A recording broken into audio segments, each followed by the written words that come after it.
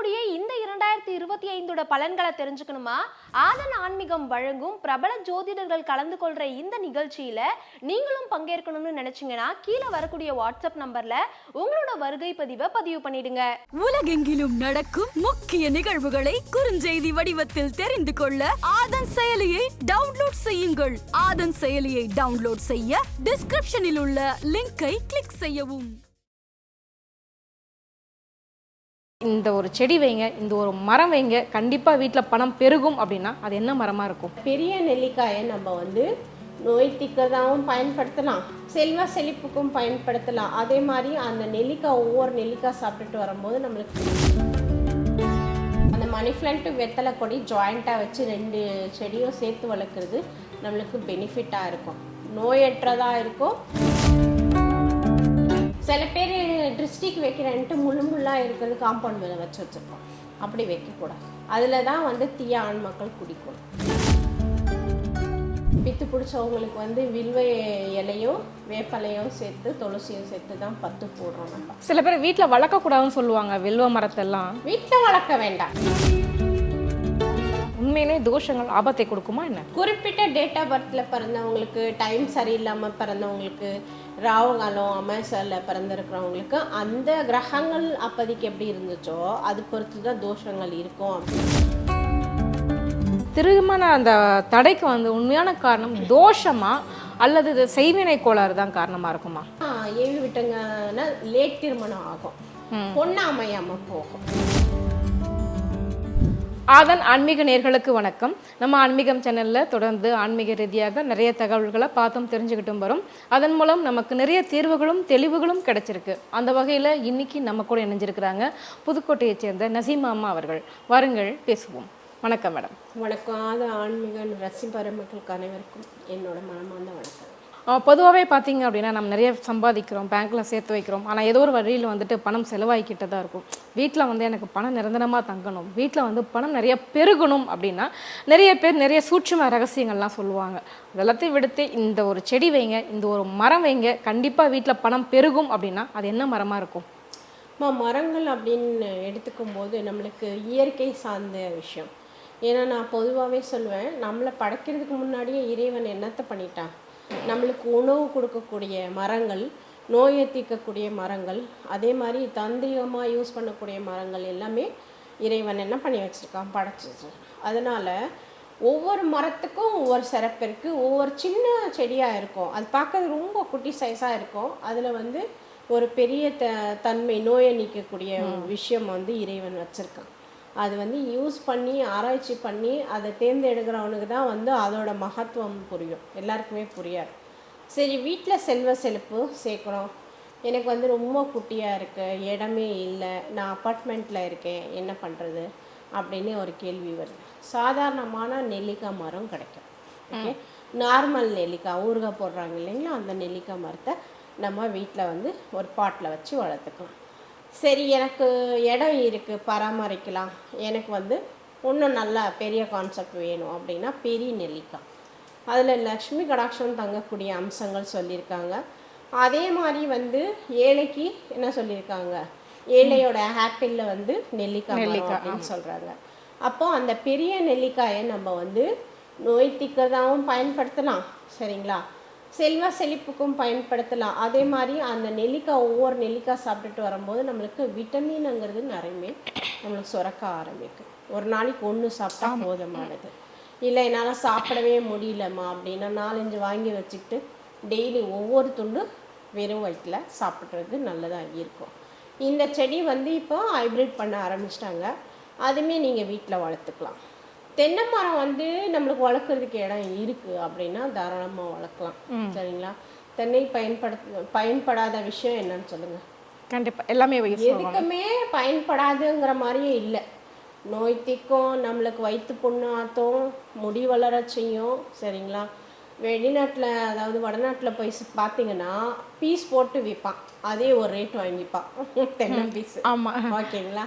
அதுவே ருசிச்சு சாப்பிடக்கூடிய மக்கள்கள் இருக்காங்க. அதனால் தென்னை பூஜைக்கு பயன்படுத்துவாங்க, ஓமத்துக்கு பயன்படுத்துவாங்க, நோய் தீர்க்கிறது பயன்படுத்துவாங்க.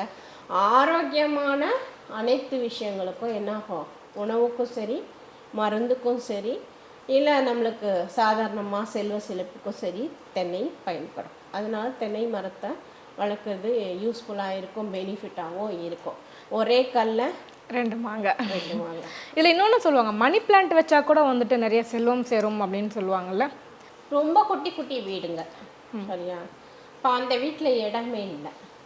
ஓகே, மணி பிளான்ட் இப்போ சாதாரணமாகவே எல்லா வீட்லேயும் வளருது பார்த்துருக்கலாம். சில வீட்டில் என்ன வச்சாலும் வளரவே வளராது. அப்போது மணி பிளான்ட்டோட சேர்த்து நான் என்ன சொல்லியிருக்கேன்னா, ஒரு வெத்தலை கொடி, அந்த மணி பிளான்ட்டு வெத்தலை கொடி ஜாயிண்ட்டாக வச்சு 2 செடியும் சேர்த்து வளர்க்குறது நம்மளுக்கு பெனிஃபிட்டாக இருக்கும், நோயற்றதாக இருக்கும், செல்வ செழிப்போடதாக இருக்கும். சரிங்களா? வெத்தலை வந்து நிறைய நம்மளுக்கு சாப்பிட்றதுக்கு உணவு சளிக்கும் பயன்படும். அதே மாதிரி நம்ம நல்ல விஷயங்களுக்கு பயன்படுத்திக்கலாம், இல்லை வீட்டில் பூஜை அறையில் பயன்படுத்திக்கலாம், இல்லை ஒருத்தவர் வந்து அங்கே தாம்பூலம் வச்சு தரலாம், 4 இலையை கட் பண்ணி வச்சு. ஓகேவா? அப்போது வெத்தலையினால் நிறைய பயன்பாட்டுகள் இருக்குது. மணி பிளான்ட்டு ஷோக்கு வைக்கிறோம் அப்படின்னு தான் நினைக்கிறோம், ஷோ கிடையாது. அது குளிர்ச்சி தன்மையில் நம்மளுக்கு என்ன ஆகுதுன்னா, சில பாக்டீரியாஸ் ஃபார்ம் ஆகுறது தடுக்கப்படும், செல்வ செழிப்பும் தாராளமாக இருக்கும். இதுக்கு முன்னாடி நீங்கள் சொல்லும்போது சொன்னீங்க வந்து தென்னை மரம் வந்து வீட்டில் வச்சா நிறைய பெனிஃபிட்ஸ் இருக்குது, மருத்துவ ரீதியாகவும் பயன்படும், நமக்கும் நல்ல பெனிஃபிட்ஸ் இருக்குது அப்படின்னு. ஆனால் ஒரு சிலர் என்ன சொல்கிறாங்க அப்படின்னா, வீட்டில் வந்து தென்னை மரம் இருக்கிறது அவ்வளவு நல்லதில்லை அப்படின்னு சொல்கிறாங்க. குறிப்பாக அந்த ஒத்த தென்னை மரம் மட்டும் வச்சுருப்பாங்க, அந்த மாதிரி ஒரு தென்னை மரம் வைக்கக்கூடாது, 2 தென்னை மரம் ஜோடியாக தான் வைக்கணும் அப்படின்லாம் சொல்கிறாங்க. இது எந்த அளவுக்கு உண்மை மேம்? இல்லைம்மா, அப்படியெல்லாம் கிடையாது. தென்னங்கன்றுங்கிறது வந்து எப்படி வேணாலும் வச்சுக்கேன். முன்னாடி எல்லாம் வந்து என்னாச்சுனாக்கா, தோப்பு மாதிரி வாங்க. தோப்பு வீடுனாக்கா என்ன இருக்கும் சொல்லுங்கள்? பூக்கள் இருக்கும், மரங்கள் இருக்கும், என்னென்ன பழ மரங்கள் வேணுமோ நம்ம பராமரிப்போம். இப்போ எல்லாமே இப்படி குறுகிய வீடுகள் ஆயிடுச்சு. ஓகேவா? அதனால நம்ம வசதிக்கு ஏற்ற மாதிரி நம்ம வச்சுக்கலாம். இந்த செடிகள் எல்லாம் வச்சா பிரச்சனை கொடுக்கக்கூடியது அப்படின்னா முள் செடிகள் வளர்க்கக்கூடாது. ரோஜா செடியா? சரியா? ரோஜா செடியில் வந்து சாதாரணமாக அந்த பூ பூக்குது, அது வீட்டுக்கு வெளியில் தான் நம்ம வளர்ப்போம், வீட்டுக்குள்ளார வளர்க்க மாட்டோம். சில பேர் டிஸ்ட்ரிக் வைக்கிறேன்ட்டு முள்ளாக இருக்கிறது காம்பவுண்ட் மேலே வச்சுருப்போம். அப்படி வைக்கக்கூடாது. அதில் தான் வந்து தீய ஆண் மக்கள் குடிக்கணும். ஓ, முள்ளு செடியில்? முள்ளு செடியில் அதுக்கு அதுதான் பிடிக்கும். தொட்டாலே ரத்தம் வரும்ல. ஆமாம், புரியுதுங்களா? இப்போ அதை பராமரிக்கக்கூடாது. சரிங்களா? டிஸ்ட்ரிக்னாவே நம்ம முள்ளு செடிகளை வைக்கக்கூடாது. ஓகேவா? அதுக்குன்னு வேறு விஷயங்கள் இருக்குது, அதை கையாண்டுக்க வேண்டிதான். முள் செடிகளை தவிர்த்து நம்ம என்ன மாதிரி செடிகளை நம்ம வச்சுக்கலாம் அப்படிங்கிறது இருக்குது. முள்ளு செடிகள்லேயே நிறைய வித்தியாசமான செடிகள், நம்மளுக்கு புனித தன்மை தரக்கூடிய செடிகள் இருக்குது. ஓகேவா? அது எல்லாரும் வச்சுக்க மாட்டாங்க, கோயில்களில் வைப்பாங்க. ஓகேவா? ஓகே. வில்வ மரத்துலேயும் முள்கள் இருக்குது. ஆனால் வில்வ இலை சிவனுக்கு அபிஷேகத்துக்கு யூஸ் பண்ணுறாங்க, மருந்துக்கு யூஸ் பண்ணுறாங்க. டெய்லி ட்ரிங்க் அடிக்டாக இருக்கிறவங்களுக்கு ஒரு வில்வ இலையை கொடுத்துட்டு வந்தாலே அவனுக்கு ட்ரிங்க் அடிக்ட் விட்டுருவான், போதை பொருள் விட்டுருவாங்க. சரியா? அதே மாதிரி வில்வ இலை பாக்கெட்டில் வச்சுட்டு போனால் பேய் பீசஸ் வராது. புரியுதாப்பா? அந்த அளவுக்கு சிறப்பானது. வில்வ மரத்தை அழிச்சிட்டே வராங்க. வில்வ இலை எங்கே கிடைக்குது? இப்போ நம்மளுக்கு எதுக்குமே வில்வ இலை கிடைக்கிறது இல்லை. நான் நிறைய பித்து பிடிச்சவங்களுக்கு வந்து வில்வ இலையும் வேப்பலையும் சேர்த்து துளசியும் சேர்த்து தான் பத்து போடுறோம். நம்ம சில பேர் வீட்டில் வளர்க்கக்கூடாதுன்னு சொல்லுவாங்க வில்வ மரத்தெல்லாம். வீட்டில் வளர்க்க வேண்டாம், அதோட இலை அவ்வளோ பயன்பாடு உள்ளதா இருக்கு. சரி, இப்போ பிரசாதமாக கொடுக்குறாங்கன்னும் போது அதை வச்சுக்க வேண்டியதானே பத்திரம். சிவன் கோவிலில். புரியுதா? ஆமாம், கண்டிப்பாக. அப்போ நீங்கள் வீட்டில் விளக்கணுங்கிற அவசியம் இல்லை. சரி, ஓகே, வீட்டாகவே வளர்க்க வேண்டாம், மற்ற கோயில்களில் கொண்டு போய் கொடுத்து இதை நட்டு வைங்கன்னா நட்டு வைப்பான். கண்டிப்பாக. ஓகேவா? காசு கொடுத்து வாங்கிட்டு போய் ஒரு விண்ணற்பத்தோட நீங்கள் நட்டு வைக்க சொன்னால் அது நல்லபடியாக செல்வ செழிப்போம். அது வளர வளர உங்கள் வீட்டில் சுதிஷமாக இருக்கும்ல. கண்டிப்பாக. புரியுதா? எங்கேயோ ஒரு இடத்துல ஒரு குழந்தைய தத்து கொடுத்த மாதிரி அது நம்ம குழந்தை அங்கே வளர்ந்துட்டு இருக்கு. அப்போ நம்ம செல்வ செழிப்போட இருக்கு. அதே மாதிரி மேம், இப்போ நிறைய பேர் ஜாதகத்தில் பார்த்தீங்க அப்படின்னா தோஷங்கள் வந்துட்டு அதிகமாக இருக்கும். செவ்வாய் தோஷம் இருக்கும், இல்லை வேறு மாதிரியான தோஷங்கள் இருக்கும். இந்த மாதிரியான ஒரு தோஷங்கள்லாம் வந்துட்டு அவங்களுக்கு எந்த மாதிரியான ஒரு ஆபத்தை வந்து ஏற்படுத்தும்? உண்மையிலே தோஷங்கள் ஆபத்தை கொடுக்குமா என்ன? தோஷங்கள் அப்படிங்கிறது எல்லாருக்குமே வராதுப்பா. ஓகேவா? குறிப்பிட்ட டேட் ஆஃப் பர்த்தில் பிறந்தவங்களுக்கு, டைம் சரியில்லாமல் பிறந்தவங்களுக்கு, ராகு காலம் அமாவாசையில் பிறந்திருக்கிறவங்களுக்கு அந்த கிரகங்கள் அப்போதைக்கு எப்படி இருந்துச்சோ அது பொறுத்து தான் தோஷங்கள் இருக்கும் அப்படின்னு சொல்லுவாங்க. அதே மாதிரி கிரகங்கள் வந்து மாறிக்கிட்டே இருக்கும், ஒரே இடத்துல இருக்காது. பூமி சுற்றுற மாதிரி சுழற்சி ஆகிட்டே இருக்கும். அதனால் அந்த தோஷங்கள் அவங்களுக்கு கண்டினியூட்டி ஆகுமானா ஆகாது. இதே இவங்க வந்து இந்த பிறவியில் வந்து தாத்தாவோ பாட்டாவோ அப்பாவோ யாரோ ஒருத்தவங்க வந்து சாபக்கேடான வேலைகள் செஞ்சுருந்தாங்கன்னா அது தோஷமாக இருக்கும். அதுதான் தோஷம். புரியுதுங்களா? கண்டிப்பா. இந்த கிரகங்களால் வந்து தோஷங்களுங்கிறது வந்து ரொம்ப ரொம்ப கம்மி தான். நம்மளுக்கு அதிகபட்ச தோஷங்களாக இருக்காது. மனிதனால் ஏற்படக்கூடிய விஷயங்கள் தான் தோஷமாக மாறும். ஓகே. என்ன மாதிரியானா ஒரு தெய்வத்துக்கிட்ட பிரார்த்தனை வச்சுருப்போம், வேண்டுதல் வச்சுருப்போம், அதை மறந்து போகிறது, காசு வெட்டி போடுறது. ஓகே. காசு வெட்டி போடுறதுனாவே பிரம்மாத்தி தோஷம் பிடிக்கும்னு சொல்லியிருக்கேன். ஓ, புரியுதா? பிரம்மாத்தி தோஷம்னா யாருக்கும் தெரியாது. காசு வெட்டி போடுறவனுக்கு தான் பிரம்மாத்தி தோஷம் பிடிக்கும். யார் செய்கிறாங்களோ அவங்களுக்கு தான் வரும். வெட்டி போட்டவனுக்கு தோஷம் வரும். காசு யாருக்காக வெட்டி போட்டானோ அவங்க குடும்பத்துலேயும் என்ன ஆகும், செய்தாரம் ஆகும், பிரச்சனை வரும். புரியுதா? இப்போ வந்து தோஷம்னு நீங்கள் சொல்கிறீங்கல்ல மேம், இப்போ நம்ம பாட்டன் நம்ம தாத்தா பாட்டி செய்கிறவங்களுக்கு வந்துட்டு அந்த தலைமுறை வந்து பாதிக்குது அப்படின்னு சொல்கிறீங்க. இப்போ நான் வந்து யாரோ ஒருத்தருக்கு வந்து தப்பு கெடுதல் செய்கிற, ஒரு செய்வனை வைக்கிறேன், இல்லை ஒரு மாந்திரிகம் வைக்கிறேன், இல்லை ஒருத்தருக்காக காசு வெட்டி போகிறேன்னா அது எனக்கு தானே தண்டனையாக இருக்கணும். என்னுடைய சந்ததிகள் ஏன் அதை அனுபவிக்கணும்? நான் செய்கிற தப்புக்கு எனக்கு தான் தண்டனை கிடைக்கணும்.